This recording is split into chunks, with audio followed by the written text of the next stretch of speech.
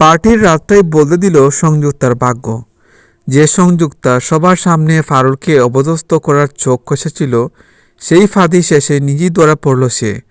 গল্পের শুরুতে দেখা যায় ফারুল ঠিক করেছে রায়ানের ব্যক্তিগত জীবনে আর কোনোভাবেই হস্তক্ষেপ করবে না।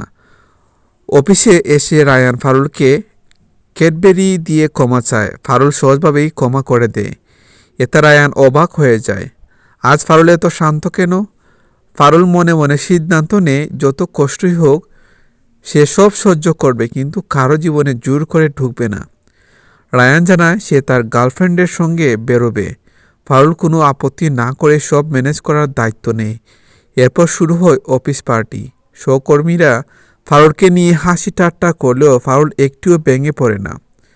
পার্টিতে সাজগোজ করে ঢুকতেই সবাই থমকে যায়। রায়ানও ফারুলকে দেখে মুগ্ধ হয়ে যায় এবং ডেট বাতিল করে পার্টিতেই থেকে যায়। এই দৃশ্য সহ্য করতে না পেরে সংযুক্তা ও শিরিন নতুন চক্রান্ত আঁটে।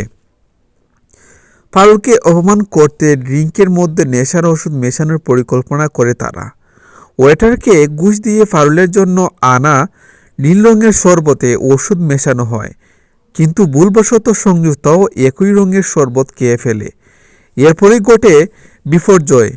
ফারুল সম্পূর্ণ স্বাভাবিক থাকলেও সংযুক্তা সবার সামনে অস্বাভাবিক আচরণ শুরু করে। একাই নাচ, বোর্ড মেম্বারদের টানাটানি, অদ্ভুত কথা, সব মিলিয়ে সে নিজেই হয়ে ওঠে হাসির পাত্র। সবাই যখন অবাক তখন ফারুল সামনে আনে আসল তথ্য। সংযুক্তার কুকীর্তির ভিডিও প্রমাণ সে আগেই রেকর্ড করে রেখেছিল। ভিডিও দেখে চেয়ারম্যান স্যার ক্ষুদ্র হয়ে বলেন, এত নিচে নামবে ভাবিনি, আজ থেকেই তোমার চাকরি শেষ।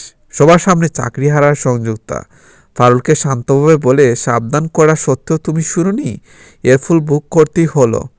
এভাবেই পার্টির মঞ্চেই প্রকাশ পায় সত্য আর সংযুক্তার সমস্ত চক্রান্ত মুহূর্তে বেস্তে যায়।